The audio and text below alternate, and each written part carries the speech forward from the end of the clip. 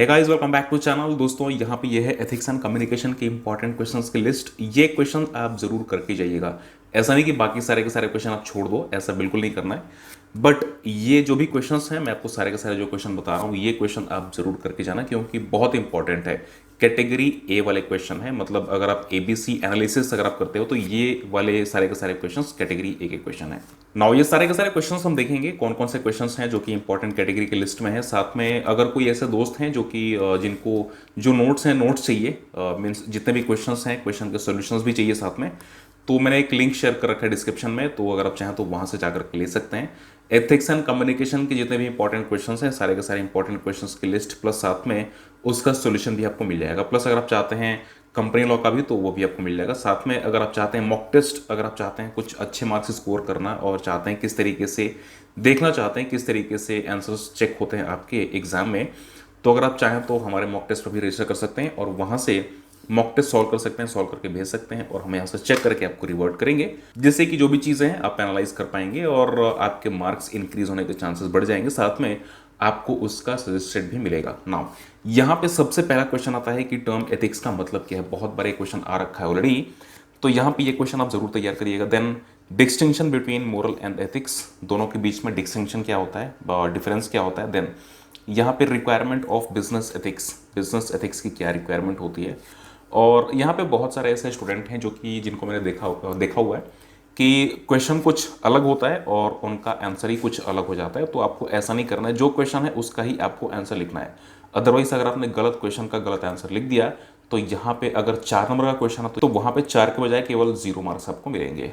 तो ये आपको बहुत ही बात ध्यान में रखनी है। नाउ इसके बाद का जो क्वेश्चन है, benefits of business ethics, need for business ethics, ये क्वेश्चन बहुत इंपॉर्टेंट है। नाउ स्टेक होल्डर भी आप तैयार कर लीजिएगा। नाउ कॉर्पोरेट गवर्नेंस चैप्टर बहुत इंपॉर्टेंट है, तो ये चैप्टर आप जरूर तैयार करिएगा। नाउ इसके बाद ये है explain the role played by different committees in regulating the corporate governance. Now ये है क्वेश्चन। इसके बाद जो नेक्स्ट क्वेश्चन है, गुड कॉर्पोरेट गवर्नेंस का कैरेक्टरिस्टिक्स क्या होते हैं। तो ये बहुत इंपॉर्टेंट क्वेश्चन है, ऑलरेडी कई बार आ रखा है ये क्वेश्चन, तो एक बार आप जरूर तैयार कर लीजिएगा। नाउ कॉर्पोरेट सोशल रिस्पॉन्सिबिलिटी, ये क्वेश्चन बराबर आता रहता है। नाउ CSR, ये भी क्वेश्चन बराबर आता रहता है, तो ये दोनों के दोनों क्वेश्चन आप जरूर तैयार कर लीजिएगा। ये क्वेश्चन है explain briefly the key strategies which can be used at the time of implementation of corporate social responsibility policies and practices in company, ये क्वेश्चन आप जरूर तैयार कर लीजिएगा। ये जो भी क्वेश्चंस मैं आपको बता रहा हूँ, सारे के सारे क्वेश्चंस आपको नोट्स में मिल जाएंगे, जो कि मैंने शेयर कर रखे हैं डिस्क्रिप्शन में, तो अगर आप चाहें तो उसको भी ले सकते हैं। नाउ इसके बाद state the common corporate social responsibilities CSR policies, ये भी क्वेश्चन आप तैयार कर लीजिएगा। Now what is CSR, why is it needed in the business, in Indian business environment, ये क्वेश्चन भी बहुत इंपॉर्टेंट है। Now standards for performance and reporting of CSR, then environmental ethics क्या होता है, ये भी आप तैयार कर लीजिएगा। नाउ सस्टेनेबल डेवलपमेंट, ये 2-3 नंबर में क्वेश्चन बहुत बार आ रखा है, इसको आप तैयार कर लीजिएगा। Now state the social responsibilities of the industries that are based on natural resources, work place ethics, बहुत बहुत बहुत इंपॉर्टेंट क्वेश्चन है, इसको तो आप वेरी इंपॉर्टेंट क्वेश्चन में आप मार्क कर लीजिएगा, बहुत इंपॉर्टेंट है। Now explain the importance of ethical behaviour at work place, ये भी क्वेश्चन बहुत बार आ रखा है, तो इसको भी आप एकदम इंपॉर्टेंट क्वेश्चन मार्क कर लीजिएगा। Now explain the factors that influence ethical behaviour of an employee, ये भी बहुत इंपॉर्टेंट क्वेश्चन है। Now state the elements which create discrimination in employment in the business organisation, ये डिस्क्रिमिनेशन वाला जो पॉइंट है, डिस्क्रिमिनेशन किस तरीके से होता है और जो भी इसके चीज़ें हैं सब कुछ आप तैयार कर लीजिएगा, बहुत इंपॉर्टेंट है। और यहाँ पे हरासमेंट एट वर्क प्लेस, ये भी बहुत इंपॉर्टेंट क्वेश्चन है, तो इसको भी आप तैयार कर लीजिएगा। Now explain in brief the measure to ensure ethics in work place, तो ये भी क्वेश्चन कभी कभार आ जाया करता है, तो इसको भी एक बार आप तैयार कर लीजिएगा। Now what reason forced a marketing executive to adopt ethical practices in marketing, तो क्यों ऐसा होता है, इसको भी आप तैयार कर लीजिएगा। ये क्वेश्चन बहुत बार आया नहीं है, बट 1-2 बार क्वेश्चन ऑलरेडी आ रखा है, तो इसको आप जरूर तैयार कर लीजिएगा। नाउ यहाँ पे है consumer interest then public interest, दोनों के बीच में जो डिफरेंसेस हैं इसको तैयार कर लीजिएगा। राइट्स ऑफ कंज्यूमर बहुत बार आ रखा है, इसको तो एकदम आप छोड़ के मत जाइएगा, बहुत इंपॉर्टेंट है। Now explain the importance of ethics for finance and accounting, ये जो चैप्टर है और ये सारे के सारे जो क्वेश्चंस हैं, जैसे कि जो भी मैं आपको अभी बता रहा हूँ, ethics for finance and accounting, ये जो चैप्टर है बहुत इंपॉर्टेंट है। Now explain the fundamental principle relating to ethics, ये भी बहुत इंपॉर्टेंट है। Now state how far a sound ethical environment in a company may be created and corporate scandal may be avoided, ये बहुत important है। इस question को आप तैयार जरूर कर लीजिएगा। This is very important question. Now the next question we have is explain the reason of unethical behavior among finance and accounting professional। guys believe me ये क्वेश्चन बहुत बार आ रखा है, 4 नंबर में क्वेश्चन बहुत बार आ रखा है, तो इसको तो आप एक बार ज़रूर तैयार कर लीजिएगा। Explain the various safeguard that should be adopted for overcoming threats faced by accounting and finance professional, तो ये भी क्वेश्चन है 4 नंबर में, ये भी क्वेश्चंस आने के चांसेस हैं, तो इसको आप जरूर तैयार कर लीजिएगा। इसके बाद हम बात करते हैं कम्युनिकेशन की। कम्युनिकेशन बहुत इंपॉर्टेंट है।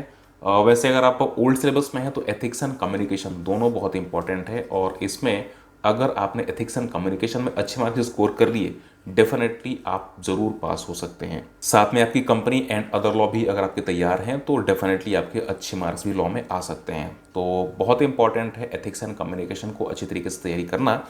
तो यहाँ पे सारे के सारे क्वेश्चंस आप तैयार ज़रूर कर लीजिएगा, क्योंकि एथिक्स एंड कम्युनिकेशन में मार्क्स बहुत कम कटते हैं। ऐसा नहीं कि अगर आपने 4 हेडिंग या 5 हेडिंग्स दे दी तो आपको 1 या 2 नंबर मिलेगा। अगर आपका क्वेश्चन करेक्ट है, आपने कीवर्ड्स भी वहाँ पे लिख रखे हैं, तो 4 नंबर का अगर क्वेश्चन हो तो 3 नंबर आपको ईजिली वहाँ पे मिल सकता है।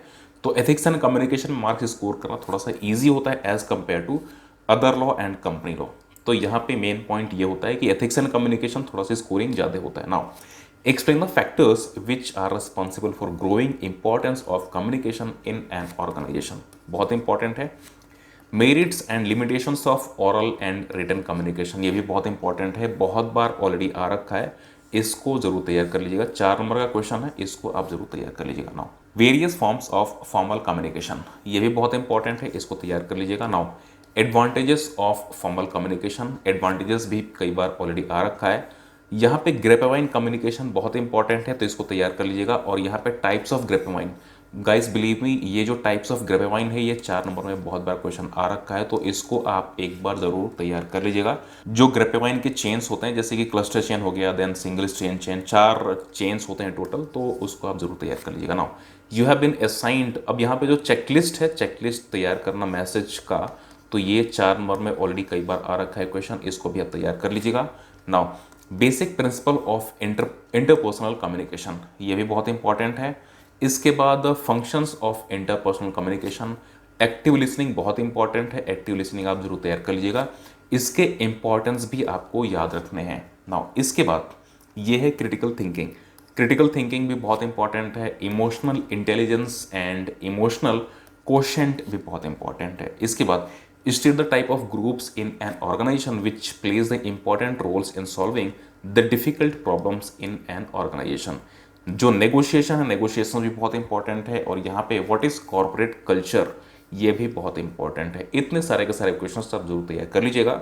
इसके अलावा भी बहुत सारे क्वेश्चंस हैं जो कि आपको आपकी बुक में मिल जाएंगे, तो अगर आप चाहें तो उसको भी तैयार कर सकते हैं। बट ये सारे के सारे कैटेगरी एक क्वेश्चंस हैं जिसको तैयार करना बहुत इंपॉर्टेंट है और जिससे आने के चांसेस बहुत ज़्यादा होते हैं। सो ये फिलहाल में कंप्लीट वीडियो। दोस्तों अगर आप चाहते हैं नोट्स भी, तो link is in the description box, और अगर आप चाहते हैं मॉक टेस्ट भी ज्वाइन करना तो उसका भी लिंक मैंने शेयर कर रखा है डिस्क्रिप्शन में। फिलहाल में ये कंप्लीट वीडियो शेयर करिए, चैनल सब्सक्राइब कर लीजिए, नोटिफिकेशंस के लिए बेल आइकॉन भी आप प्रेस करिए। Thank you so much, have a nice day.